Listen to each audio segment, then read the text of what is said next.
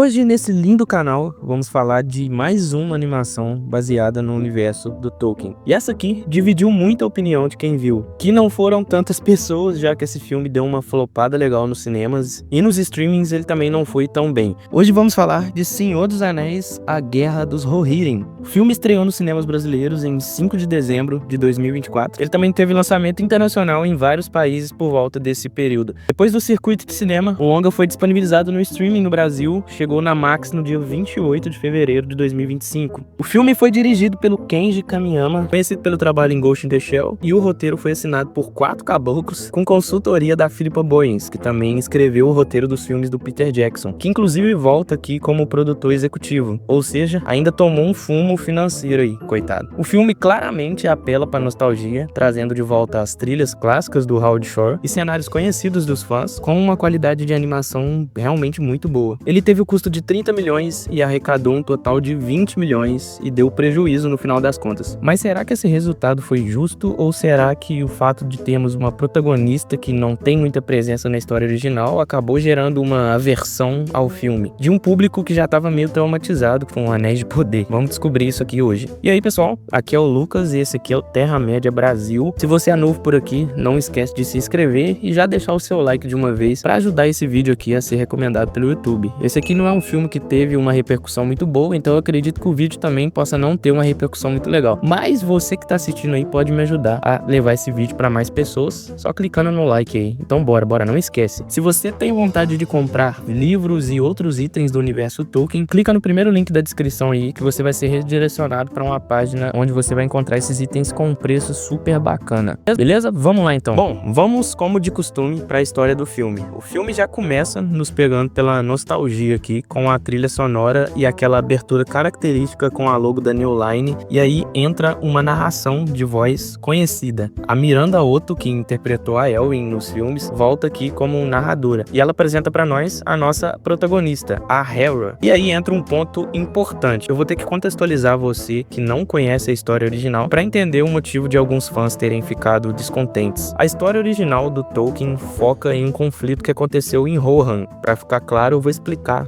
um pouco sobre a origem de Rohan aqui. O reino de Rohan surgiu de uma aliança entre o povo de Gondor e um povo nômade de cavaleiros conhecido como os Elthed, que ajudaram Gondor em uma batalha decisiva e receberam como presente uma terra de planície chamada Calenardon. Essa região era quase desabitada e sua planície imensa era perfeita para os criadores de cavalos. Porém, alguns homens habitavam naquela região há muito tempo, e esse povo era conhecido como os Dunlendinos, ou Selvagens, os mesmos que se aliaram ao Saruman lá na época do Senhor dos Anéis. E se iniciava aqui um conflito entre os Rohirrim e os Dunlendinos que duraria séculos. E a história desse filme foca em um conflito que aconteceu entre o nono rei de Rohan e o Dunlendino, o Ulf, que se iniciou porque o pai do Ulf propôs um casamento entre seu filho e a filha do rei, que na história nem tem seu nome mencionado, mas os produtores do filme decidiram colocá-la como a protagonista da história, colocando ela como uma guerreira habilidosa, coisa que muitos não concordaram. Mas enfim, vamos para a história do filme. A narração começa apresentando a Hera e exalta ela como uma grande guerreira que foi criada por um rei guerreiro ao lado de 2 irmãos, adivinha? Guerreiros também, e diz que ela aprendeu a cavalgar antes mesmo de andar. E já entendemos a intenção do enredo aqui, mas eu juro que ela pelo menos não é chata igual a Chatadriel lá da série. Bom, a Hera tá andando de cavalo pelos campos e vai levar uma coxa de frangos gigante aqui para uma das grandes águias, e a narração exalta ela mais um pouquinho e temos o título aparecendo. Vemos a Hera retornando para Edoras e, cara, uma coisa que não tem como negar é que tá bem bonita a animação. Os cenários estão muito perfeitos. A Hera chega até o celeiro e encontra o seu irmão, o Rama, que avisa para ela que chegaram mensageiros do Marco Ocidental e que o Lorde Freca convocou um conselho. E conhecemos aqui também a Olwyn, que é meio que uma governanta da Hera, que diz que ela precisa se trocar para uma roupa mais adequada. E depois disso, conhecemos o outro irmão da Hera, o Halif, e eles discutem sobre o motivo do Freca ter convocado o conselho, e o Halaf debocha dizendo que o Freca só pode ter aquilo que eles permitem. E vamos pro salão de Meduseld e vemos pela primeira vez aqui o rei Helm, que é um trambolho, cara, parece um armário, e mais alguns nobres que estão ali no salão.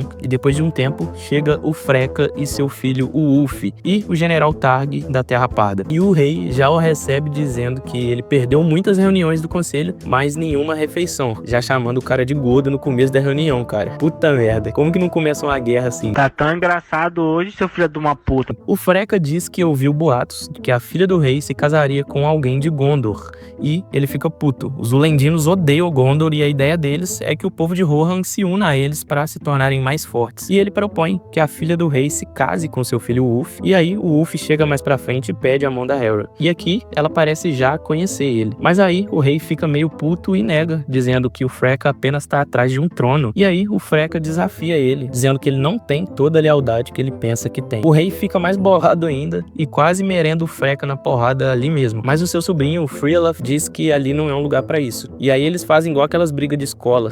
Um fala que vai pegar o outro na porrada lá na saída e todo mundo sai lá pra fora pra ver o que acontece. O Ulf vai dar mais uma mendigada lá pra Hera e ela diz que não quer se casar com ninguém e nem pensa nisso. Ela é a protagonista empoderada que não precisa de homem. Foda-se! Mas aí o irmão dela chega e acaba com o papi. Lá fora, o Freca desafia o rei e dá alguns socos nele. Não, vem tranquilo.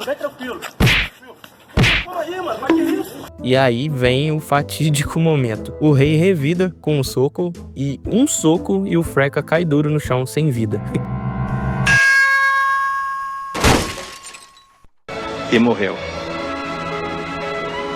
O maluco é bruto mesmo, tá doido. Nem o próprio rei acreditou que matou o cara com um soco. O Ulf entra em desespero e ataca o rei com a espada, mas o rei rende ele. E depois bane ele e os outros terrapardenses das terras de Rohan. Se passam várias estações e o Ulf nunca mais foi visto. A Hera ainda tentou procurar o cara que estava banido. E boatos rondavam dizendo que um rei matar um dos seus era um mau agouro. Também começou a rodar um boato de corpos de cavalos selvagens mortos sendo encontrados nos campos. O rei acabou proibindo a Hera de sair sozinha. E um dia, ela estava nos campos com seu primo e a Olwyn e esse rapazinho aqui, que eu nunca lembro o nome, e eles encontram o corpo de um soldado sulista. E aí, do nada, surge um Mumak, ou o elefante, né, que aparece lá também em O Senhor dos Anéis. Ele tá furioso, e o Freolaf tenta vencer ele, mas acaba caindo do cavalo. E aí, a Hera atrai ele usando uma trombeta e leva ele para uma floresta que tinha ali perto, que eu não sei se é a floresta de Fangorn, mas parece. E nessa floresta, ao passar perto de um lago, tem um vigia na água que acaba pegando o Mumak e devorando ele. O vigia aqui é uma referência que também aparece lá em A Sociedade do Anel, porém esse aqui tem uma árvore na cabeça. Depois disso, dois generais que serviam ao Ulf aparecem ali, o Targ da Terra Parda e um outro cara, e a Hera é capturada por eles e levada para Isengard, que nessa época ainda não era habitada pelo Saruman, estava sob o controle dos Dulendinos. E lá no cativeiro, o Ulf chega e confronta a Hera, dizendo que reuniu as tribos da colina para tomar o reino de Rohan e que vai matar o seu pai e os seus irmãos.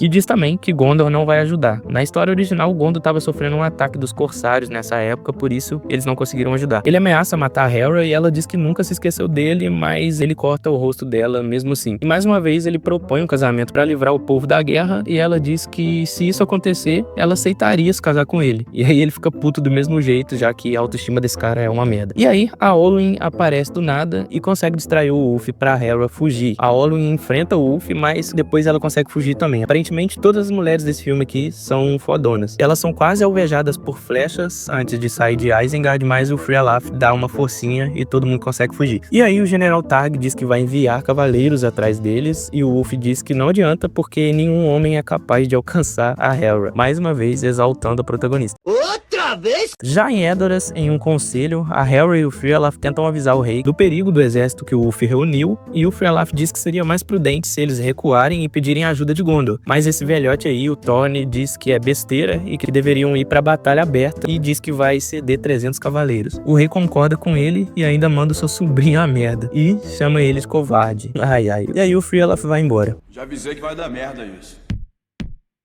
E vemos os exércitos do Ulf marchando e atacando vilas de Rohan. Nos celeiros, a Hera vai se oferecer para ir à batalha, mas o seu pai, opressor, nega e diz que guerra é coisa de homem. Caralho. Porra. E aí, a Hera se despede dos seus irmãos e fica na cidade. E chega a hora da batalha. O rei percebe que o Thorne, que tinha oferecido 300 guerreiros, não apareceu. Que novidade, hein? E na cidade, a Hera vê o brasão da casa do Thorne e se lembra que viu esse mesmo emblema lá em Isengard. E percebe que ele se aliou com o Ulf. E aí ela começa uma correria para evacuar a cidade, percebendo a traição. Mesmo com menos guerreiros, o rei faz aquele discurso e eles avançam para a batalha. Na cavalgada, alguns Rohirrim morrem com flechas, mas eles conseguem se sair até que bem. Lá em Edoras, o povo tá começando a sair da cidade e a Hera vai no estábulo pegar o seu cavalo e é surpreendida pelo Thorne. Eles têm uma batalha ali e com a ajuda do cavalo dela, ela consegue vencer e matar o traidor. E aí a outra parte do exército do Ulf aparece com vários Múmacs e mercenários e o próprio Ulf. Eles travam uma batalha pesada, mas acabam tendo que recuar para a cidade porque parte do exército inimigo já estava quase em Edoras. A Hera consegue impedir um Múmac de derrubar a muralha e coloca fogo em uma parte dela. Mas do outro lado, outro Múmac consegue derrubar o muro e vários inimigos entram em Edoras. O rei e seus filhos conseguem chegar na cidade e o Halef mata um dos Múmacs. Mas aí vem a primeira grande baixa do filme. O Ulf estava de longe e com um arco acerta o Halef no pescoço com uma flecha e mata ele. Os arqueiros também conseguem acertar várias flechas no rei, que é salvo pela Hera e o Rama, e apesar de abalados, eles fogem de cavalo dali. Os Rohirrim protegem o rei e seguem em direção do Forte da Trombeta. Porém, a égua do Rama já é velha e acaba se cansando, e ele fica para trás para enfrentar o inimigo sozinho. O povo de Edoras chega no Forte da Trombeta e aí a Hera percebe que o seu irmão não estava mais entre eles. E vemos o Ulf e o Tag surgindo no campo à frente do forte com o Rama como prisioneiro. E aí, ao ver isso, o rei se oferece em troca dele para tentar terminar com a guerra, mas não adianta. O Ulf tá com sangue nos olhos e mata o Rama com uma facada no pescoço ali mesmo. O cara é mau mesmo, velho. E o rei e a Hera ficam transtornados, mas os soldados puxam eles para dentro da fortaleza. E o exército do Ulf chega para fazer um cerco na cidade, mesmo o Tag orientando eles a irem embora porque tem um inverno brabo chegando e conseguir invadir o forte seria muito difícil. Mas o Ulf não quer nem saber e ordena que eles comecem o cerco. O Ulf volta até o que sobrou de Edoras e se senta no trono e pega a coroa do rei e ordena que o Tag volte lá para o Forte da Trombeta. Lá no forte, a Hera percebe que tem pouca comida para durar o inverno inteiro. Os Lords de Rohan estão lá, estão quase entrando em desespero e ela diz que eles precisam achar uma forma de sobreviverem. E eles percebem que o exército está construindo uma torre de cerco lá embaixo para poderem atravessar a muralha. E algum tempo se passou, o rei continua num coma sem acordar e a Hera vai ver ele e acaba dormindo debruçada sobre a cama. Quando ela acorda, o seu pai tinha sumido. E lá no acampamento dos Dulendinos começaram a aparecer vários corpos de guerreiros mortos e um guerreiro diz pro Tag que o próprio Helm teria matado a galera usando as próprias mãos. E aí vários corpos continuam aparecendo no acampamento, o que causa pânico no exército. O Ulf volta e se depara com esse cenário maluco aí. Lá no forte a galera se pergunta como o Helm pode ter sumido desse jeito. E aí a Hera encontra uma passagem secreta que dá do lado de fora da fortaleza. E aí ela vê dois orcs caçando anéis e aí temos uma referência ao Senhor dos Anéis. Um dos orcs diz que eram ordens do Sauron que eles procurassem por anéis. Um deles consegue sentir o cheiro da Hera, que se esconde, mas aí ela dá de cara com um troll enorme e os orcs capturam ela. Mas aí o seu pai Helm surge do nada e sapeca os orcs na porrada, matando eles na pancada mesmo. E ele começa a lutar com um troll na mão, cara. Esse maluco não tá puro não, velho. Ele aguenta um tempo na porrada com o troll, mas aí a Hera ajuda ele acertando uma lança no olho do bicho. Então o Helm fala com a Hera, ela tava achando que ele era um espectro também. E aí eles começam a correr juntos em direção da entrada principal do forte. E o Ulf consegue ver eles e ordena que os soldados vão atrás. Eles gritam para abrirem o portão, mas o frio provavelmente congelou as engrenagens e os soldados não conseguem abrir. E aí o rei, com a ajuda de outras pessoas, ele consegue abrir uma fresta no portão. Apenas a Hera consegue passar e o rei fica para trás para lutar com os soldados. A Hera fica desolada, mas o Helm diz que ela deve liderar agora e ainda desce o cacete um monte de guerreiros ali. No outro dia, pela manhã, a gente vê que o que matou o rei foi o frio. Sim, ele ficou congelado de pé, mantendo o guarda ainda. O cara é tão brabo que morreu farmando aura. E aí, de alguma forma, eles conseguem pegar o corpo do rei, eu não sei como, porque tinha um exército lá fora esperando uma chance, e temos o funeral do rei. Mais uma vez, o Tag orienta o Ulf a abandonar o cerco e vazar dali, mas ele tá cego pela vingança e decide ficar. A Hera conversa com a Olin sobre o que eles devem fazer para salvar o povo. E aí, ela tem uma ideia meio maluca. Ela decide dar uma de Lara Croft aqui e escala a montanha até o topo, onde tem um ninho de águia gigante, e ela pede a ajuda de uma águia. E aí a águia leva uma armadura do rei pro Frialaf para servir como um pedido de socorro, pois nesse ponto o Frialaf ainda não sabia que o povo tinha sobrevivido lá no forte. E nesse tempo a torre de cerco do Ulf fica pronto e ele começa a invasão da cidade.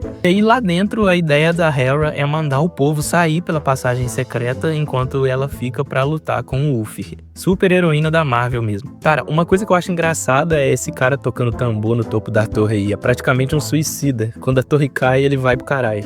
E aí a Hera vai pra ponte usando um vestido de noiva agora e desafia o Wolf para um combate. Caso ele perdesse, ele teria que mandar o exército recuar. E ele aceita, mesmo o Tag mais uma vez falando pra ele não fazer isso. A função desse velho aqui é ser contrariado nesse filme. E aí, eles começam uma luta. Por um momento a gente acha que a Hera vai perder, mas pra surpresa de 0 pessoas, a nossa Lara Croft da Terra-média consegue render o Wolf, que passa vergonha. Mas mesmo assim, ele fala pro exército atacar. Mas aí o Tag diz que ele é um covarde e ele simplesmente mata o Tag, cara.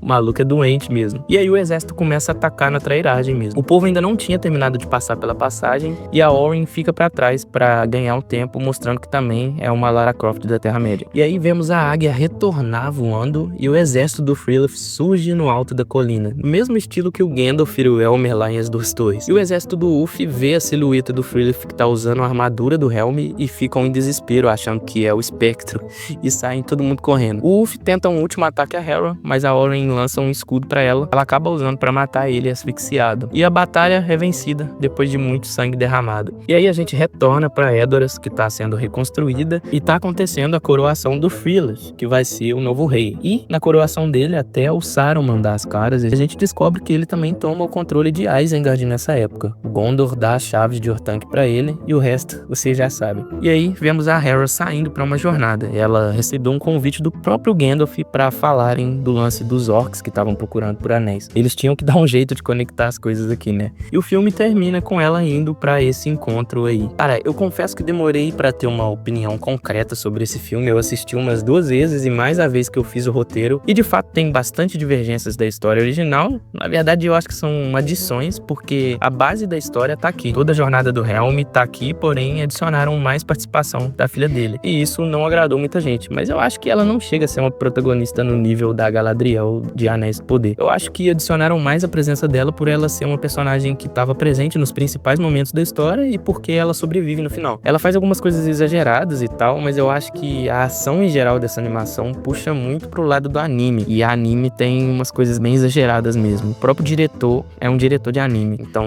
ele também colocou um pouco do estilo dele nessa animação. Então, se me perguntarem o que eu achei desse filme, eu diria que é um filme básico, bem sessão da tarde, pipoca mesmo. Não tem tanta profundidade, mas também não é um filme horrível, uma vergonha que não pode ser considerada uma adaptação de Tolkien. Ainda que ele tenha algumas adições, a história original tá aqui. E a trilha sonora e a ambientação levantam muito a moral do filme pra mim. Isso aqui não dá pra reclamar nem um pouco. Porém, não é nada que vai te impressionar. Mas aí, diz nos comentários aí o que você achou de A Guerra dos Rohirrim e também deixa uma sugestão de conteúdo pra eu trazer no próximo vídeo. Lembrando mais uma vez, se você é novo por aqui, não esquece de se inscrever e deixar o seu like pro YouTube recomendar esse vídeo aqui pro máximo de pessoas possíveis, pra quem não conhece essa animação aqui, conhecer, porque eu acho que não é tanta gente que conhece. Enfim, se você quer comprar itens do universo Tolkien, lembrando mais uma vez, o link que tá aqui na descrição vai te direcionar para uma página onde você vai encontrar vários itens, incluindo os livros e outras coisas também, por um preço bem interessante. Eu vou ficando por aqui e até o próximo vídeo, galera. Tamo junto!